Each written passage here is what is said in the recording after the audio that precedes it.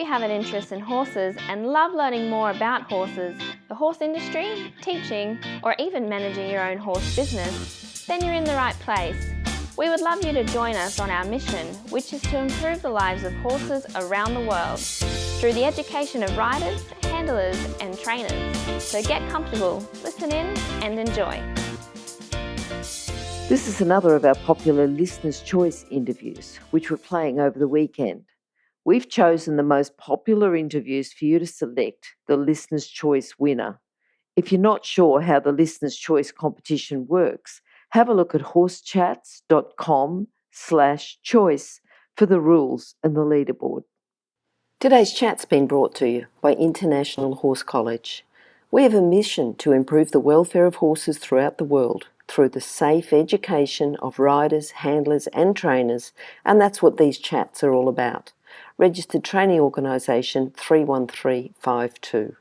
Today on Horse Chats, we've got a regular guest again. Lucky to have him here. Before I tell you about him, I'd like to tell you about Sophie Barrington, or remind you, Sophie Barrington, Archer Creative. If you're frustrated by a low return on investment from your marketing efforts, you really need to talk to Sophie from Archer Creative. They're the experts in equine business marketing. They do everything from copywriting, public relations, social media, email marketing, graphic design, website design, and really a lot more. So if you've got any questions at all, you can call Sophie. You can get her details from horsechats.com.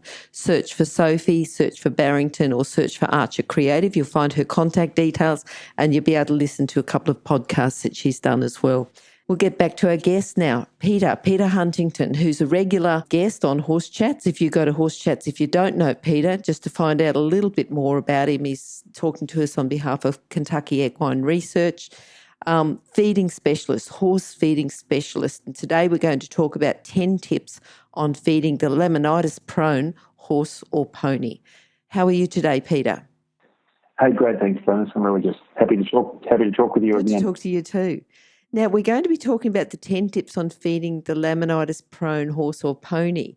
You must come across this a bit. Would you like to talk about why you've chosen this subject? I think laminitis is a perplexing disorder and it's a very painful disorder of horses and seemingly occurring to a greater extent. And in part, that's because horses are living longer and disorders that they get when they're older.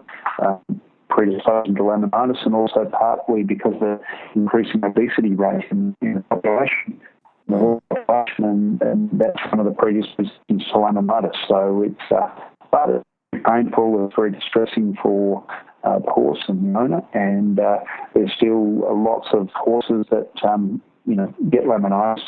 There's some who can be managed and return to previous performance. There are some who are permanently crippled, and there are some who die or need to be euthanized because of intractable laminitis. So it's a big problem still. Becoming a bigger problem. All right. Now, you've talked about it. What about the causes? This is number one, is the causes of laminitis. And the other thing is too, that I know that we've moved on a lot. I remember when I was in Pony Club, and I think I was going to do my B certificate, and we had to find out causes, symptoms, treatment of a few different horse problems, and one of them was founder. Now, in those days, there was no internet. I mean, I don't even know if we had colour TV, but to have a foundered horse, I didn't know what the word founder was, and I went to the library and I researched and had a look and talked to the librarian and went to another library and researched and found some more information, but nothing at all about founder. And it wasn't until I talked to one of the I think it might have been one of the instructors at Pony Club or an old bushy friend that we had, and they said, founder, that's laminitis. So, it's a very Australian term to call a laminitic horse a foundered horse. Yes, it is, and I guess founder is the term that people have used globally, and then laminitis because it refers to disturbances in the bond between the sensitive or the sensitive and insensitive laminin in the horse, and that's where laminitis usually means inflammation, and it's not necessarily inflammation all the time, but it's a disturbance in the bond and there.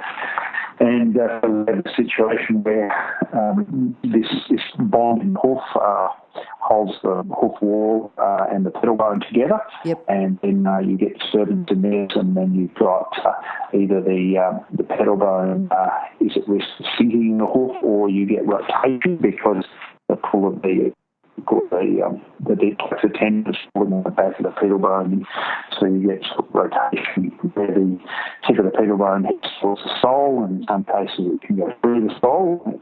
It's a severe situation. In others, it can get quite close to the sole and be more prone to damage. So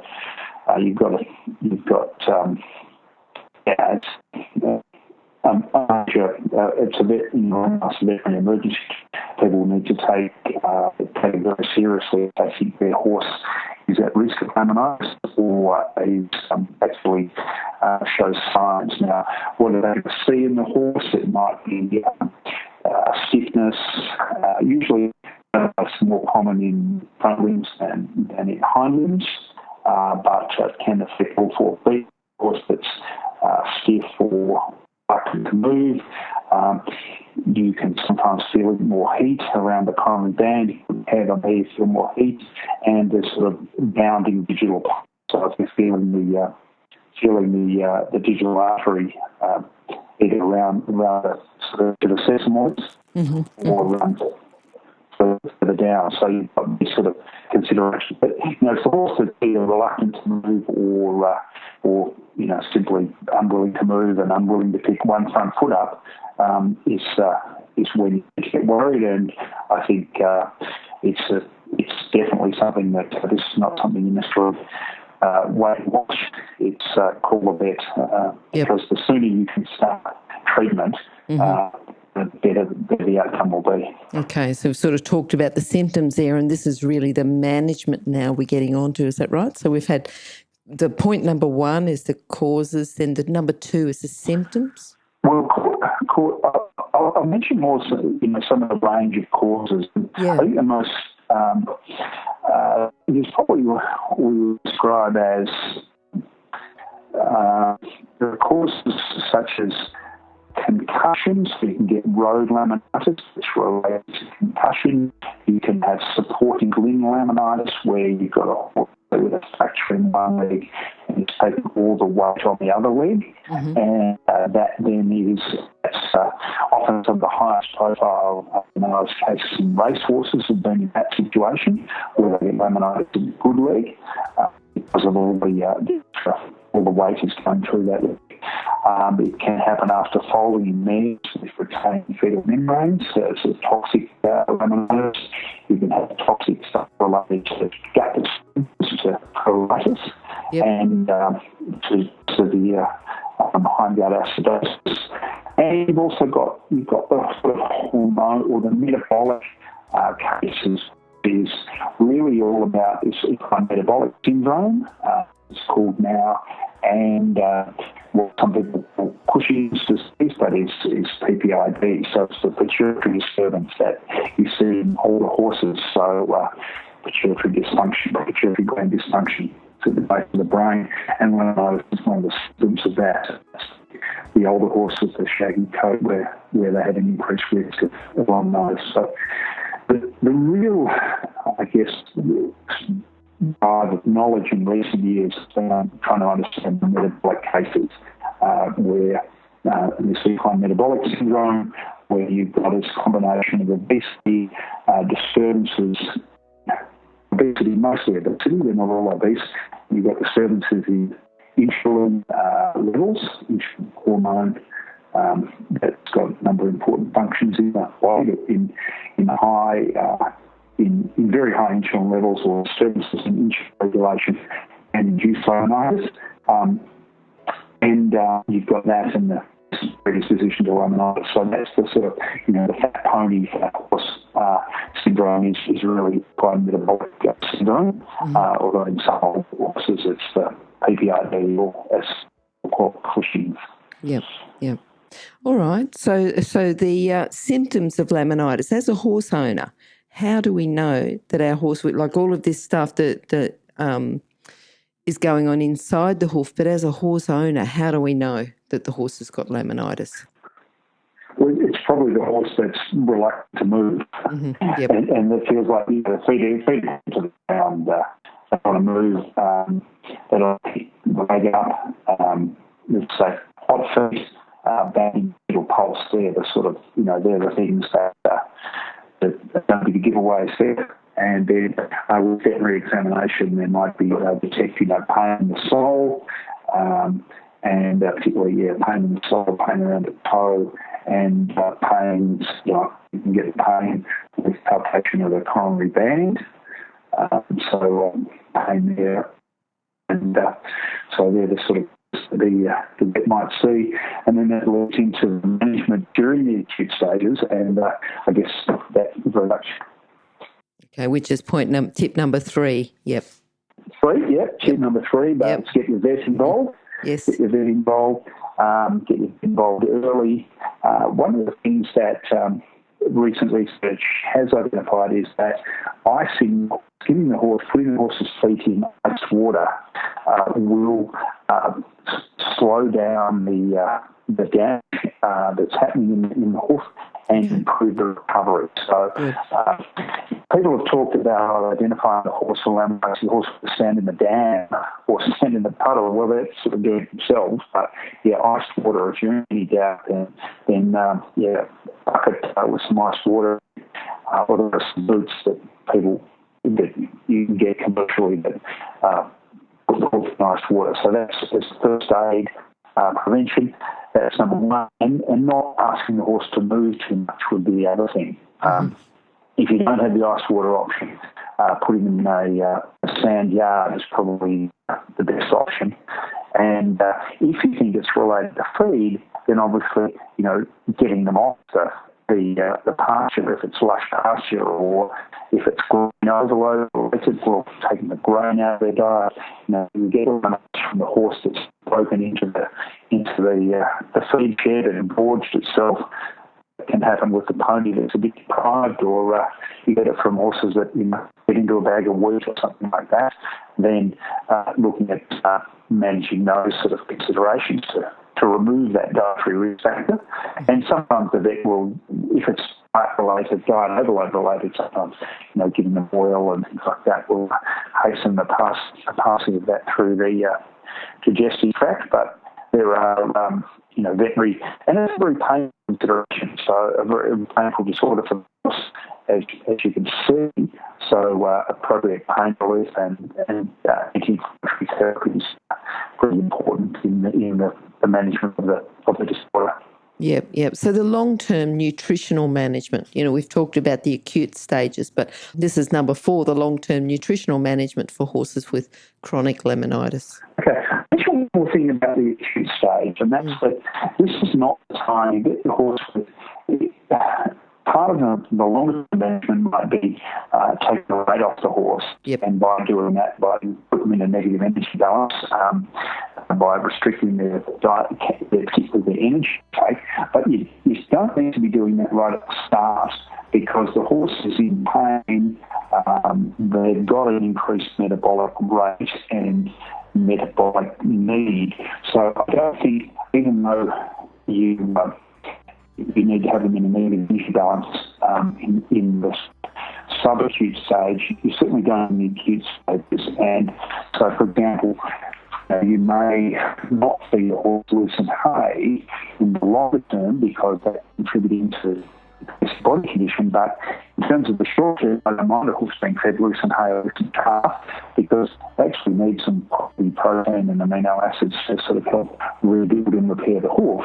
And so in the early stages, it's fine to feed, whereas you may not do it in the longer term when you've identified that you've got an insulin dysregulation problem relating to metabolic syndrome, and you need to get the weight off the horse. So the longer term depends very much on what the cause is. If it's metabolic syndrome and you've identified insulin dysregulation, then you need to some steps to get the weight off the horse. And so it's feeding, and I'll touch on that with feeding the overweight horse. If it's something like the PPID is the pituitary disturbances is the cause. Then looking at, does the horse go on a turbine treatment, which will certainly improve the aspect of that horse recovering from the laminitis and not having recurrences related to it. So it's very much dependent upon circumstances. If it's pasture related and high quality pasture, spring and autumn, these horses risk then limiting exposure to pasture by either the yard or stable or in poorer quality paddock, or using grazing muzzle. Grazing muzzle is one of the best problems that the fat-limited horse can have, because they can be out getting exercise, but they're not getting the same sort of pasture intake that is tipping them over the edge and getting them fat. Mm-hmm, mm-hmm. I'm just thinking about the grazing muzzles and the lower quality pastures. That would be part of the preventing laminitis in the future as well, wouldn't it? Oh, very much. So, prevention of laminitis in these sort of metabolic, in the PPRD case, it's perhaps putting them on pergolide and modifying the diet, okay. and the modifications there are dependent on whether the horse is in good condition or not in good condition, as the case may be. Some of the old horses, so you can feed them different according to the circumstances. But with the sort of metabolic syndrome horse, usually those horses are pretty heavy, not always. And so the first step you've got to do is let's get some weight off the horse. And so that's reduce calories in and increase calories out. And you want to improve insulin regulation. So you make sure that the calories they're getting are coming from fibre-based, and certainly you're not giving them much in the way of carbohydrates. And very often these horses, until their insulin levels are normal, will be taken off pasture. So you've got to take them off pasture, feed them a measured amount of hay. You want lower quality hay because that's going to be lower energy and lower sugar. And sometimes you using soaking to reduce the sugar content of the hay. Mm-hmm. You're looking at things like, so you're doing that to make their insulin levels, bring their insulin levels back to normal, reduce this insulin dysregulation. Okay. You're looking at things like, okay, if their hoof is damaged, particularly if you have some rotation, you need to get some barrier work. In these cases is really important. So get them shod so that they're comfortable, and also getting some good hoof growth there so that they can be trimmed and restore the hoof to normal shape. And that's where a sort of zinc and methionine supplement like, say, BioBloom, our product, is appropriate to feed these horses as a supplement to improve hoof growth. Yep. So pasture itself, we've got number 6 is the role of pasture in laminitis. Yeah, and pasture is pretty critical. Some horses will have laminitis related to grain overload and other disturbances I talked about earlier, but very often it's pasture. And I think one of the things that happens is that these days pastures have been developed and made more potent. They're higher energy pastures than they were years ago. Improved pastures have been done for feeding ruminants. And it's great, but it carries this risk, and often it's really quality for horses. So they put weight on, and their fructan levels, their ingestible sugar levels are quite high.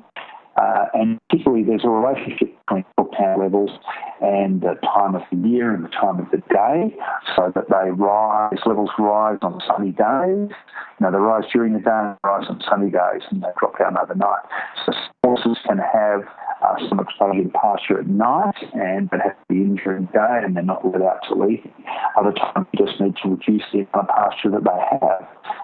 And as I said, horses with metabolic syndrome, with insulin dysregulation, probably should be taken off pasture until their insulin responses are more normal. So you look at what quality pasture there and what quantity they get to it. And that's where I think the grazing muscle is really a really useful aid, and a lot of horses just need that. so that they can have some, they can be out, they can have some access to pasture, but they're not going to eat so much. Many of these horses can eat massive amounts, and people have done research on ponies, and they can eat sort of, about more than 50% of their daily sort of pasture requirements in about 2 or 3 hours. They put their head down and they can really get stuck into it. Okay. And, Yep. So you might say, when you put them out for a few hours, but they can still eat a lot. Yes. Yep. All right. Now, number 7 is feeding the overweight horse with laminitis. So overweight horse, we're going to get the weight off. And I mentioned, it's all about calorie balance. So less calories in and more calories out. Exercise them. Often you can't because they get sore feet. And you shouldn't be exercising, you're forcing a laminitic horse to exercise. Sometimes if they could be exercising sand where they have a bit more hoof support, or they've got, it can be appropriately shod so they're not as painful, then you can exercise. One of the other things is swimming. It's been shown to be useful. So in terms of reducing insulin, improving insulin responsiveness. So swimming a horse is a form of exercise that isn't going to put any stress on the feet. Is something that if you've got a place to do it, you can do. Otherwise, we're looking at restricting the forage intake. If we're going to take weight off, we're not going to be feeding any concentrate at all, apart from a low intake balance pellet that will supply some of the mineral and vitamin needs the horses have, and possibly some quality protein. Okay. The old approach used to be you get low quality hay and you just feed them that. That will lead to some deficiencies of nutrients that are actually involved in repair of the hoof, such as zinc or amino acids. And so we want to be feeding them balanced diet. So a supplement like, say, gold pellet, which is a low intake supplement, will supply some mineral and vitamin needs that they have, supply some amino acids that are required for good hoof repair and hoof function and normal health, but not overall calories. And it comes down to measuring the hay intake. So very often you need to get down to about, say, 1.5% of the horse's body weight in hay. And this is, with ponies, this is not hay. So very easy to overfeed hay. They need to be giving the horse the hay in a way that they don't eat it all in the first 2 hours.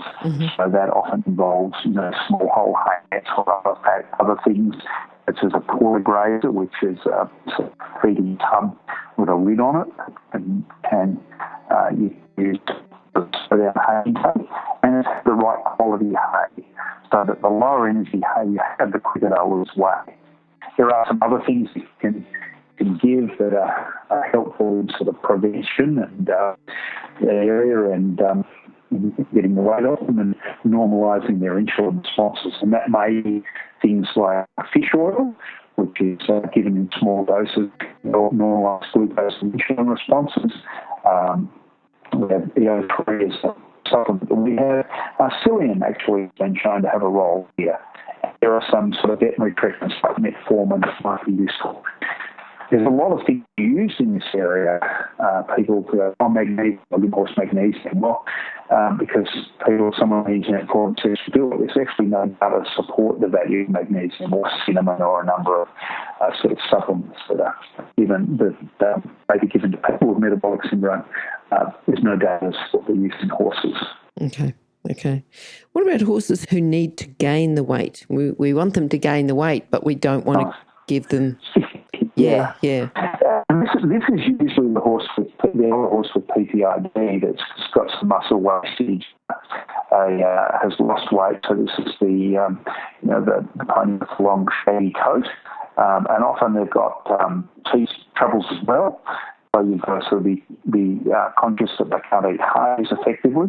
So they need a diet that's got increased energy and but is a low glycemic diet. And here we're looking at things that they can chew. So it might be a chaff or hay, but they can't chew hay.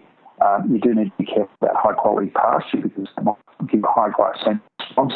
And it's feeds that are lower glycemic feeds, so low to moderate carbohydrate levels, but with energy coming from fat and fibre.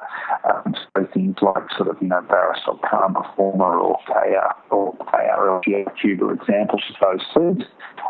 It's a good supplement, and as a high fat, high energy supplement, but low glycemic. And sunflower seeds are also useful additives for those sort of horses. So you've got to just be careful about what you feed and be careful about the sizes in these sort of horses. Okay. Now, and I know before you said about exercising on sand or swimming, but if you've got a performance horse and maybe they're recovered, but they're prone to laminitis. This is tip number 9, was for managing performance horses prone to laminitis. Yeah, it's challenging, and one of the challenges is you've got an older horse, and this happens with older dressage horses who can compete quite successfully, but they've got PID, they can't, and Pergolide helps reduce normalise hormone levels and reduce the risk of laminitis, but you're not allowed to actually compete on Pergolide. That is a challenge, and I'm not sure why the FBI have ruled that that's the case, but so that's sort of difficult. But it's probably all about some specialisation and setting a diet up which addresses some of the risk factors. So low glycemic, energy from fat and fibre, perhaps using some of the supplements I've mentioned that can normalise glucose and insulin response, and doing things like keeping the horse throwing, good quality farrier care. So you've got those sort of considerations that you need to take into account. You can't just sort of say, it's just one thing. So you've got to look at the holistic approach to the horse. Yep. Okay. This is point number 10, managing hindgut health to aid the avoidance of laminitis. You talked another time about the hindgut health, but this is specifically to avoid laminitis. Well, what we wanted to do here is keep hindgut acidosis from happening, because the hindgut acidosis in certain cases, such as an case or super common pasture, is one of the triggers for laminitis. So there we're looking at things like processed grains, small meals, and maybe reducing the intake of high quality pasture if the high quality pasture is the trigger, or feeding a hindgut buffer such as Equisure, which will prevent these starches or sugars leading to acidosis, and therefore laminitis trigger factors being released in laminitis. So hindgut health is not necessarily the number one thing in all laminitis cases, but in some laminitis cases it is the number one. It is a very important consideration. So you've got to, depends on the cause. Yep. And what the risk factors are as to how important that is to manage. If you're an equestrian coach or a horse riding instructor, or even if you aspire to be one, have a look at the free video series for horse riding instructors on the Horse Chats website. Go there now, have a look, horsechats.com. Good. All right, well, if you've got a laminitic or a laminitis prone horse or pony, we've got some tips there. We're going to summarise those tips on horsechats.com. So it'll be horsechats.com/Peter Huntington, I think about 6. But I'm sure if you go to horsechats.com and search for Peter or search for Huntington or even search for laminitis, you probably find it. Peter, again, thank you. Thank you for your time. Thank you for all the research that you do. It's not just doing the research for us for Horse Chats, but just in general for the horse industry. You do a lot of research there, and the horse industry and the horses particularly have got to be thankful for that. So thank you. Yeah, we think research is really important. Some of the stuff that we also taking things that other people are doing and bringing them to the attention, making horse owners aware of them. And I think one of the faults of a lot of research is that it's done for academic reasons and for academic advancement, and it doesn't then get out to the horse owner. We're very much conscious of that, and that's why we've got things like our Equinews website that takes new research and tries to interpret that in language that the horse owner can understand. Mm-hmm. And it's why we do, continuing research, sometimes to develop products such as Equisure that can help reduce risks of laminitis, and at other times it's to look at other circumstances and other disorders that are big issues for horse owners. But research is very important. You never stop learning with horses, and we need to know more. And the research that various groups have done, with Chris Collison at University of Queensland, Australian research unit, Simon Bailey's group at Melbourne University have done a lot of research in recent times, and Melody Black at Queensland University of Technology, sort of three leaders. So Australia has really involved in some of the most research in recent years, and I think that's helping horses and helping horse owners. So. Definitely. Now, Peter, if people would like to find out more about Equinews and about contacting you, how can they do that? I should say first that information will be on horsechats.com/Peter Huntington, or any of those. I'll find out about the Equinews and how to contact Peter. But would you like to just mention again, Peter, how people can contact you? Okay, so to get in contact with us, then there's a 1-800 number, 1-800-772-198, or advice@ker.com. If you want to look at, we've got hundreds of articles on lemonitis, on causes, on prevention, on management, and by going to equinews.com, they can sign up for fortnightly electronic newsletters that can search related to keywords. And if they do that, they'll get a lot more information that we can fit into a sort of 30-minute podcast. But hopefully we've sort of set the scene and discussed some of the picture issues, and then people can get more detail from that resource. Exactly. Good idea. All right, Peter, thanks again for coming, and we're looking forward to catching up with you again soon. We'll do it. That's great, Glenys. Thank you. Bye. Now, if you're still there, you probably know that I'm absolutely passionate about education within the horse industry. That's why I host this podcast. My other venture is Online Horse College. Have a look now at onlinehorsecollege.com, and I'll see you over there. Remember that our comments and instructions are general in nature and do not take into consideration your individual horses or your individual ability and circumstances. If you enjoyed this podcast, then please leave your comment below.